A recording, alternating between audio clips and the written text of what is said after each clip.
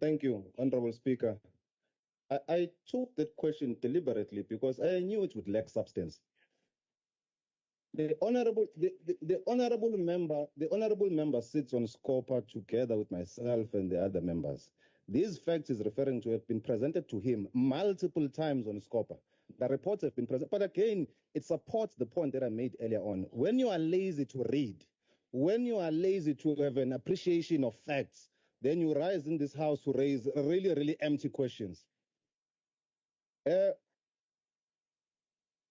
because I've run out of time, Honorable Speaker, I think I must conclude by saying that, Honorable Premier, through you, Speaker, in these few seconds left, I must indicate that their responsibility is to shout, ours is to build. Theirs is to lament, ours is to lead. Theirs is to throw stones, ours is to lay foundations.